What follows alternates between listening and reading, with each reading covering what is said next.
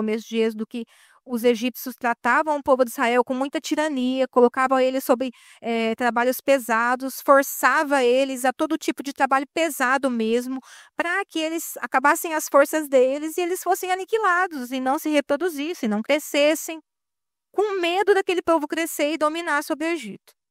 Porém, a mão de Deus era com eles e mesmo com toda essa assolação, com toda essa maldade dos egípcios, eles continuavam crescendo. Eles passaram aproximadamente 400 anos no Egito. E sofrendo no Egito, eles começaram a clamar a Deus, a pedir para o Senhor um livramento, a pedir que o Senhor os libertasse. E a palavra diz que o gemido deles chegou aos ouvidos do Senhor. E o Senhor envia Moisés para resgatá-los e para levar eles para uma terra que manaria leite e mel. Quando a Bíblia fala essa expressão, manar leite e mel, significa uma terra de muita abundância, uma terra próspera, que tudo que se planta dá. Enfim, eles sairiam do Egito, de uma terra de escravidão, que eles estavam sofrendo mesmo lá, para ir para uma terra que seria deles e seria muito próspera, uma terra de abundância. E Moisés tirou esse povo do Egito, o Senhor. Isso foi marcado por grandes milagres, né? Você vai se lembrar que houve as 10 pragas no Egito, né? Que o Senhor mandou. O Senhor mudou o coração de Faraó várias vezes. Enfim, eles saíram do Egito em meio a muitos milagres. O mar se abriu, eles passaram a pé enxuto, o mar fechou, engoliu o exército de Faraó. Enfim, eles viram muitas maravilhas ao sair do Egito e tudo estava indo muito bem, até que havia um deserto no meio do caminho.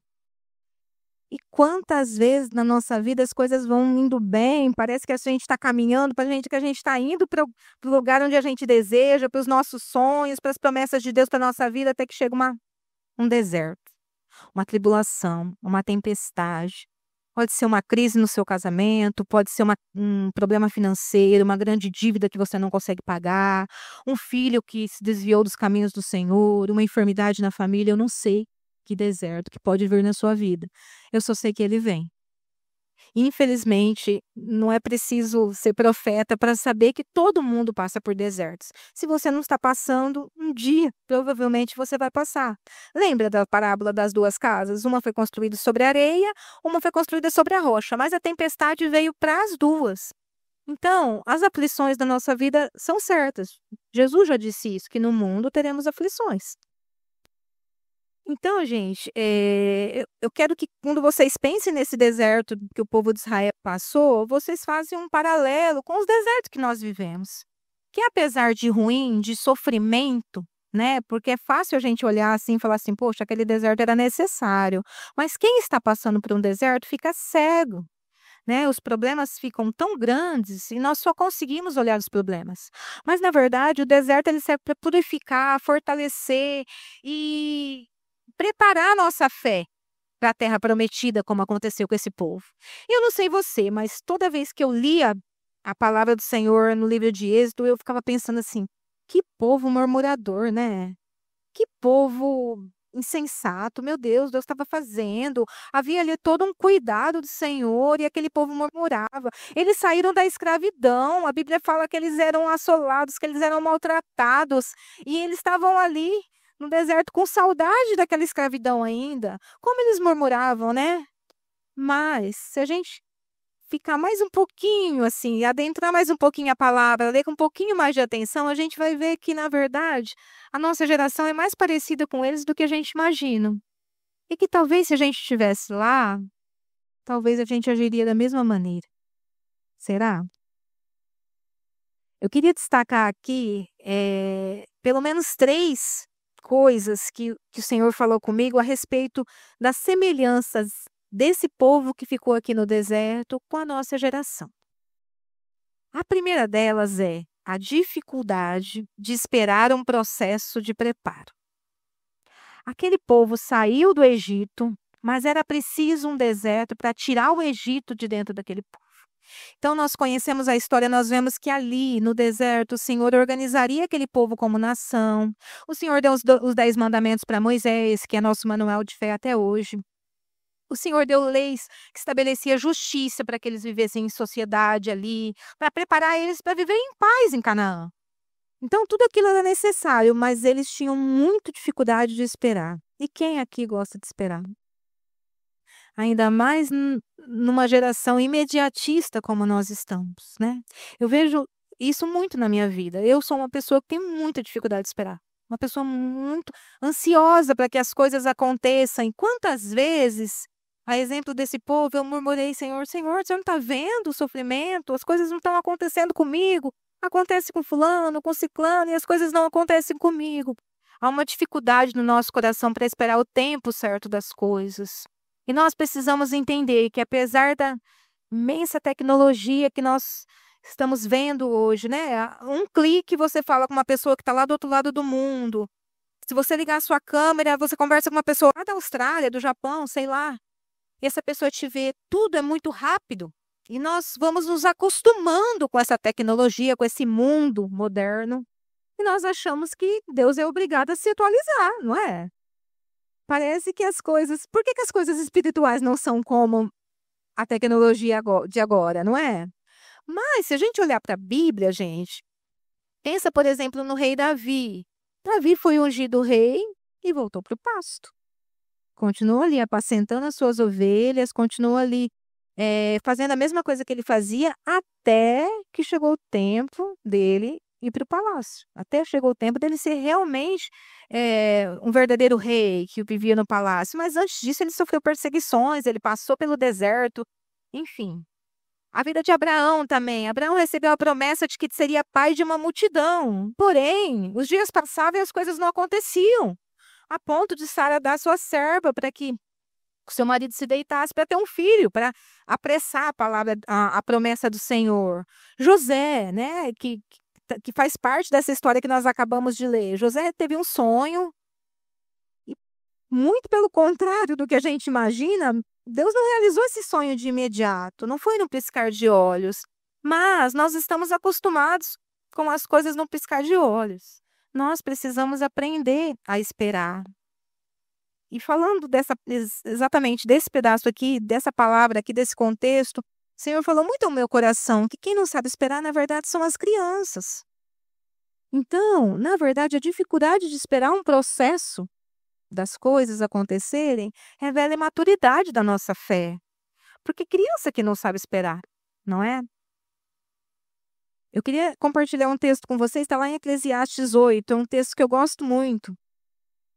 Eclesiastes 8, versículos 5 e 6, diz assim: Quem guarda o mandamento não experimenta nenhum mal.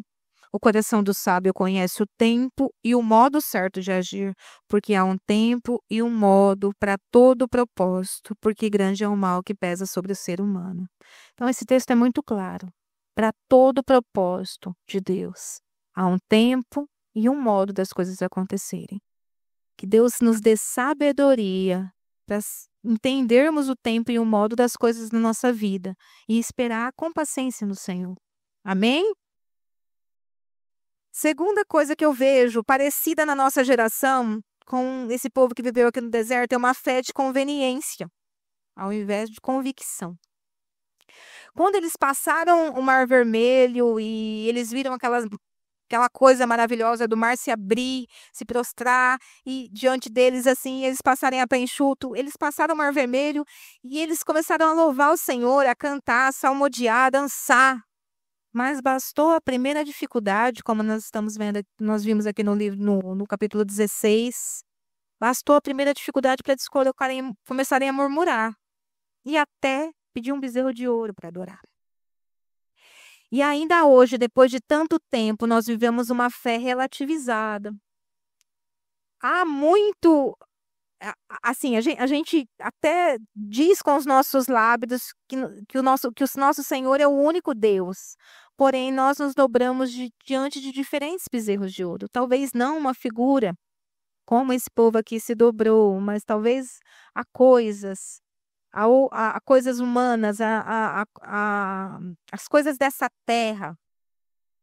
Então, nunca houve tantos simpatizantes do evangelho como hoje. Hoje é muito fácil trazer uma pessoa para a igreja. Ela vem, ela gosta do ambiente, gosta da música, do som. do clima aqui, enfim, da cadeira, do ambiente todo que nós. Há muitos simpatizantes do evangelho, porém nunca houve tão pouco comprometimento com o evangelho. Esses dias eu estava falando com uma amiga minha e ela disse assim: me convida para ir na sua igreja. Porque eu vou. Ela falou: eu vou no centro espírita, eu vou na igreja católica, eu vou na igreja evangélica, minha fé é total flex. E na hora eu até ri dessa situação, mas depois eu fiquei pensando, como nós estamos, a que ponto nós chegamos, né? Não há mais fidelidade ao Senhor. As pessoas não se comprometem, elas não se comprometem com pessoas, elas não se comprometem com as instituições e elas não se comprometem nem com Deus. Então é preciso vigiar o nosso coração, porque nunca o evangelho foi tão disseminado, principalmente na internet, nas redes sociais, mas nunca houve tão pouco aprofundamento, nunca houve tão pouca profundidade. Nós queremos as bênçãos de Deus, mas nós não queremos nos comprometer com os princípios dele. E por último, outra característica que eu vejo desse povo com a nossa geração é a dificuldade de gerar um testemunho. Se você conhecer a Bíblia um pouquinho, você vai ver que esse episódio do deserto ele foi muito lembrado para os profetas que vieram depois desse povo. Então, constantemente os profetas falam: olha, lembra dos seus pais que passaram pelo deserto.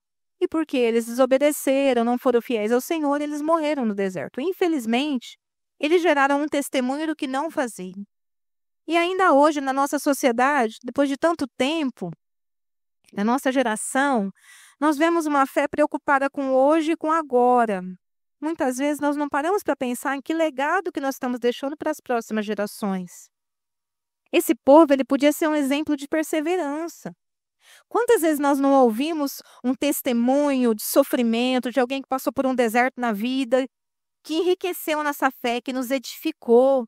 Não é legal quando a gente ouve uma história de superação e aquilo enriquece a nossa fé? Mas quem aqui está disposto a passar por esse testemunho, a viver esse testemunho, a ser esse testemunho vivo? E nós precisamos nos preocupar com que testemunho nós estamos deixando para as próximas gerações. O bastão foi passando e chegou até nós. E agora? Com que qualidade nós estamos passando o evangelho para as nossas crianças? Com que comprometimento, que fé que nós estamos demonstrando para os nossos filhos? Qual profundidade de palavra nós estamos mostrando para as próximas gerações que vêm? Ou uma fé superficial? Mas apesar de toda infidelidade, das murmurações que aquele povo fez com Deus, da infidelidade deles, Deus continuou sendo fiel, misericordioso e gracioso com aquele povo. Deus cuidou daquele povo com provisão, através do maná, todo dia caía do céu um pão, uma espécie de escamas finas, nós vamos ler daqui a pouco, e caíam cordonizes do céu à tarde, ou seja, caía o carboidrato e a proteína para que aquele povo se nutrisse no deserto. Havia proteção, de que forma? Uma nuvem ficava acima deles, acima do arraial, para proteger eles do sol escaldante do deserto. E havia uma coluna de fogo à noite, que iluminava todo o acampamento. Se eles precisassem caminhar no deserto durante a noite, eles teriam direção. Então havia ali a provisão, a proteção e a direção de Deus para aquele povo, embora eles fossem infiéis e murmuradores, embora eles ficassem o tempo todo lembrando do Egito. E ainda hoje nós precisamos confiar que mesmo nos desertos da nossa vida, talvez não exista uma coluna de fogo e uma nuvem nos acompanhando, mas há algo muito melhor e muito mais próximo. O Espírito Santo de Deus que habita em nós. Amém? O Espírito Santo de Deus é o Deus presente ali conosco, que escolheu habitar dentro de nós. É o nosso consolador, é aquele que nos fortalece, é aquele que nos protege, é aquele que nos dá direção. Eu gostaria que você abrisse sua Bíblia mais uma vez no capítulo 16. Que eu vou falar um pouquinho da provisão. Capítulo 16, verso 11, nós vamos ler um pouco mais agora, até o verso 21.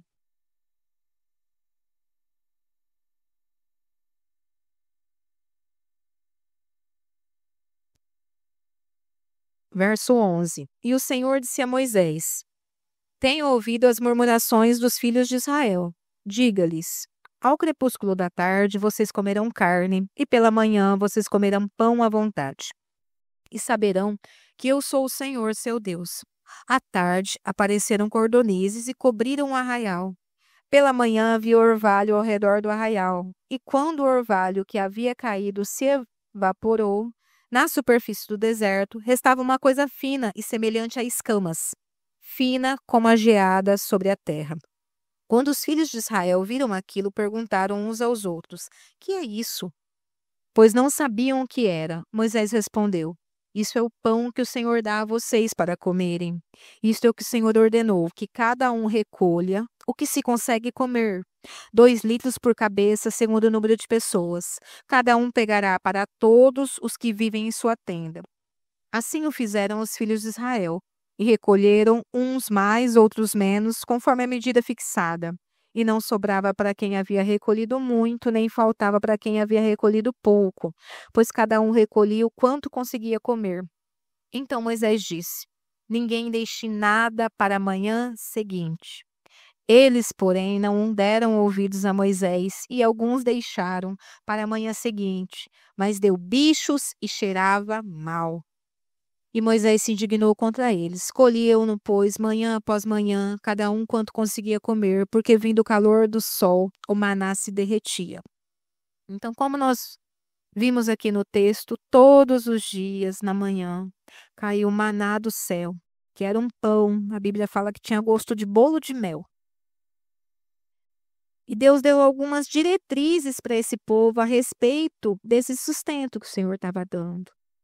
E eu gostaria de caminhar mais um pouquinho com vocês nesse texto, do que a gente pode tirar de lição para a gente sustentar nos desertos da vida, diante das dificuldades. Porque se nós nos alimentarmos da coisa certa, se nós nos alimentarmos do pão do céu, nós morremos no deserto como essa geração. E a primeira coisa que eu queria falar aqui é a respeito do passado.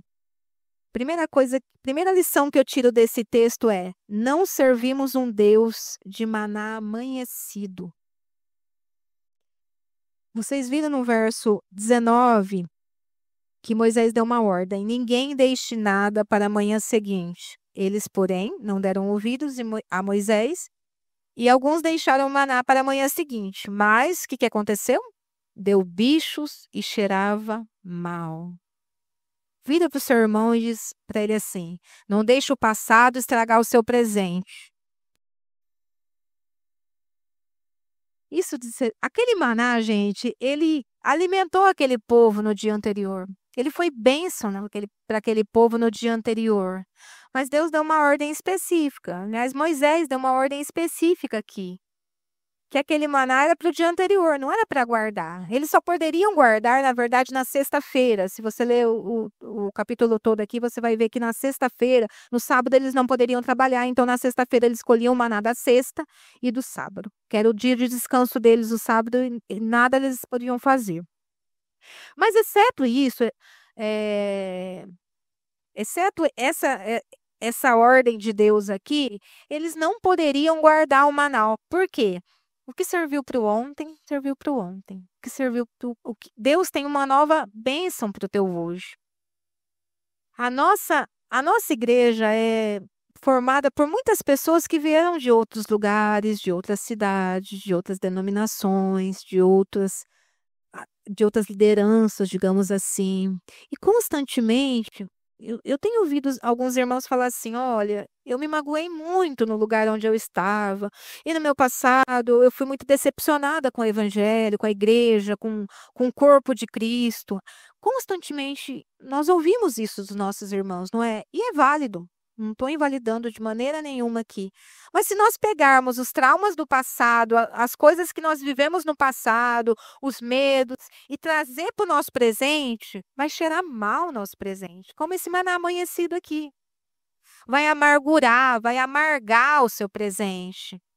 Meu querido, independente de como foi o teu passado, deixa ele passar. Creia que Deus tem um maná novo para a tua vida todos os dias. Deus tem um maná novo para você onde você está. Deus tem um maná novo para você no teu hoje. Não se contenta em ficar murmurando, tendo saudade do passado como esse povo teve. Eles estavam tão acostumados a guardar o passado que eles quiseram guardar até o maná. Revelou falta de confiança. Eu falei aqui de traumas, mas às vezes nós vivemos um passado bom. Eu, por exemplo, vivi muitas experiências com Deus no meu passado, muitas coisas legais, muitas experiências de ministério.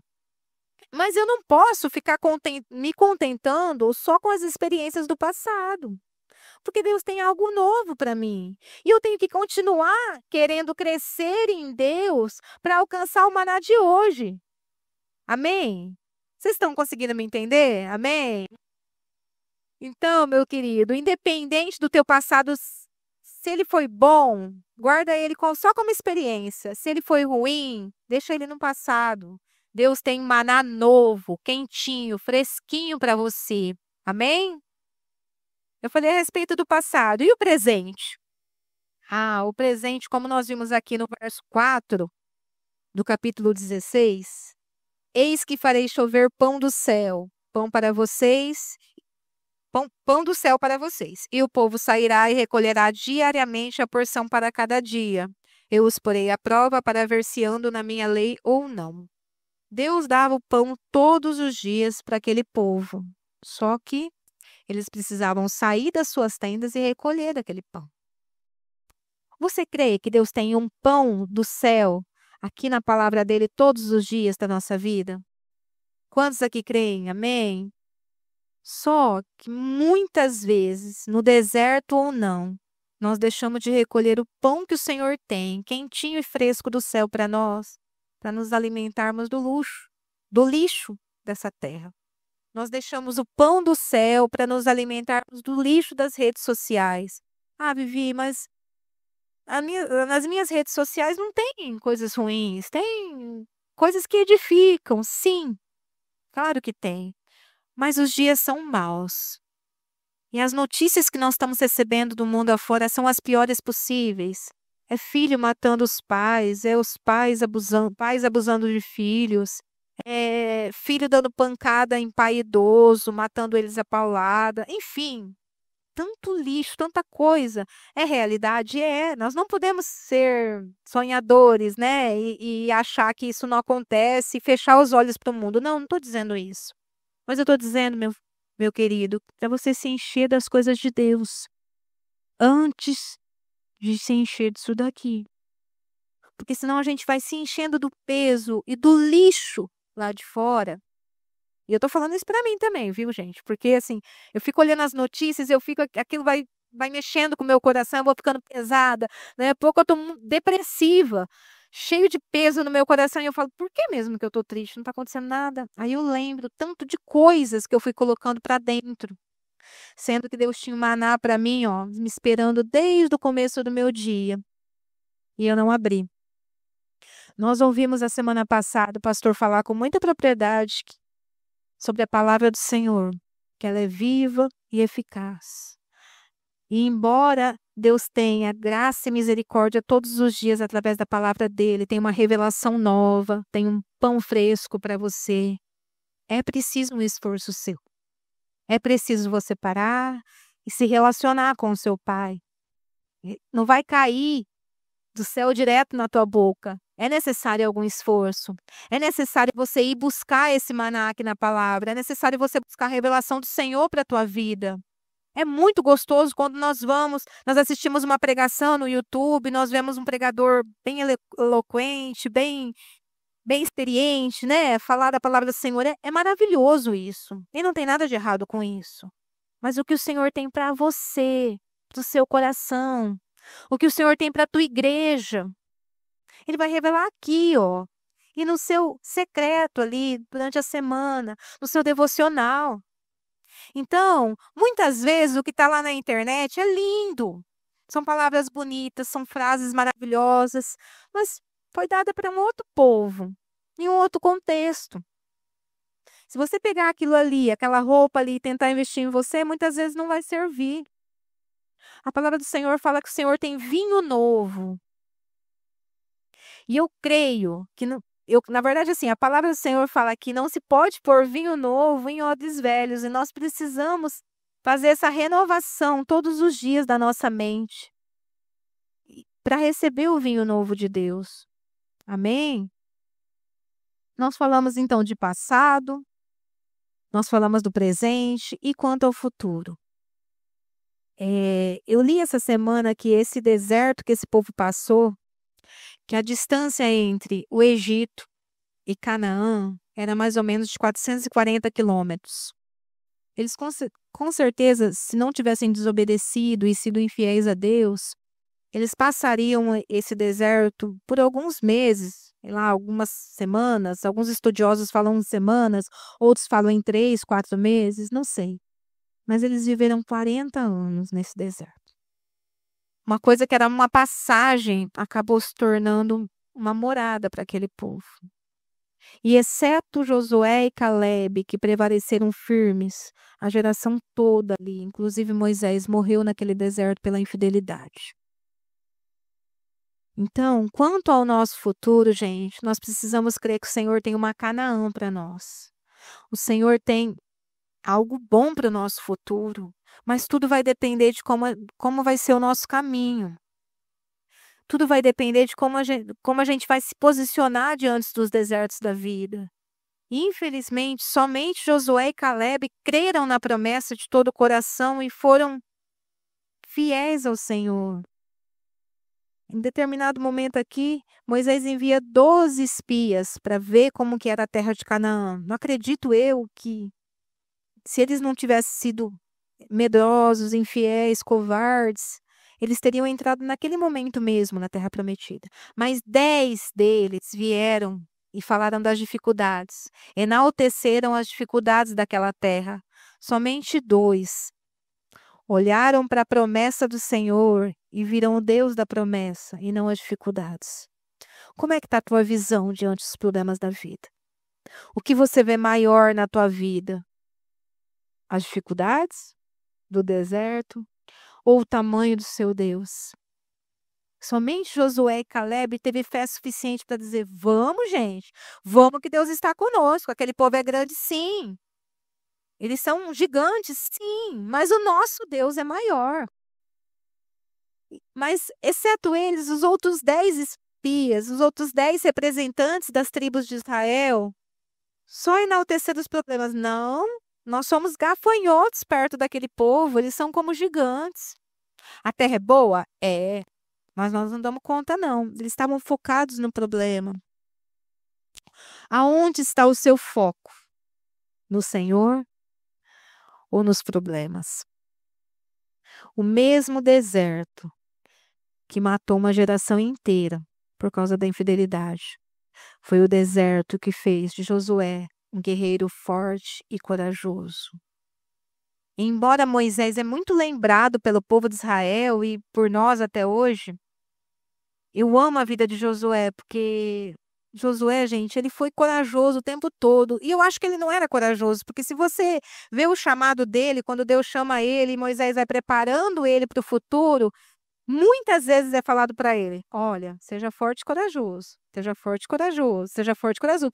Muitas vezes. Eu nunca contei, mas tem muitas vezes que o povo prepara ele: olha, seja forte e corajoso, você vai guiar esse povo, você vai suceder Moisés, mas assim, seja forte e corajoso.